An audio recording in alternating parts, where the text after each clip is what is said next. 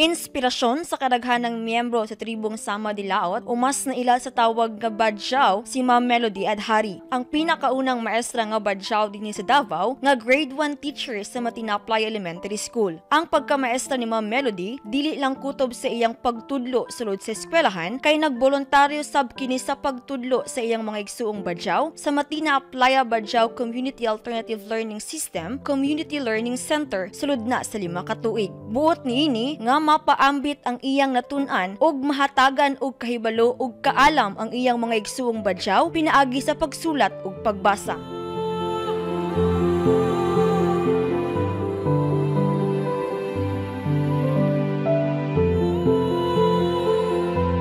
Dili man ako sila makiahon sa kahirapan, pero in terms of education, pwede na ako sila matabangan.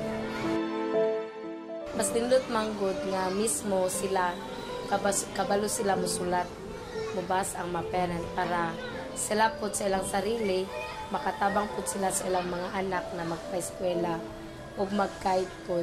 Sama sa ubang estudyante, nasinati sab ni Ma'am Melody ang kalisdanan, hilabi na sa pinansyal nga aspeto dihang nag-eskwela pa kini. Apan, wala kini giuna-huna nga babag aron makabot ang iyang pangandoy. Gani sa edad nga 26 ug bisan aduna na siya'y duha ka anak, nagpursige si Melody nga moeskwela sa kolehiyo sa St. John Paul II College of Davao City ug ni-graduate niadtong tuig 2019 sa kursong Bachelor of Elementary Education.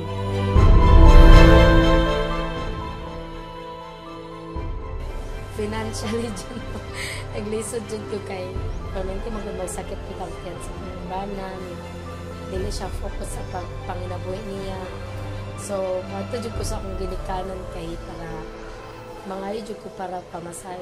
Napakya si Melody sa unang pagkuha og licensure examination for teachers apan wala kini nawad-an og pagsalig. Hinuon, mas nadasig kini nga mukuha og eksaminasyon pag-usab og sa ikaduhang higayon napasar niya kini inubanan sa pagsalig og pag-ampo.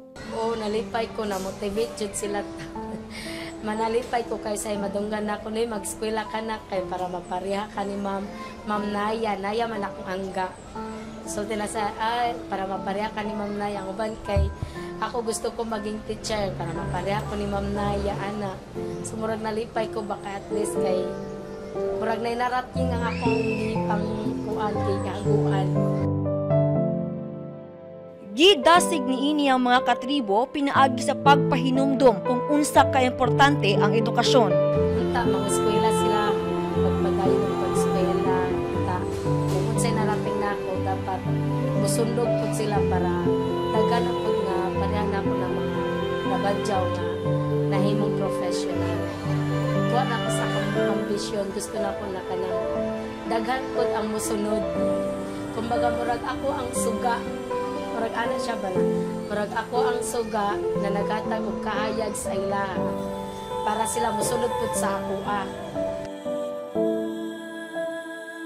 Si Ma'am Melody gilantawng usa ka ehemplo sa iyang katribo. Ang iyang istorya usa ka inspirasyon nga bisan pa sa mga kalisdanan, mamahimo gihapong makabot ang mga pangandoy sa kinabuhi inubanan sa pagpaningkamot, kugi ug dedikasyon. Shiny Bulyaser, Newsline Philippines. Stay safe.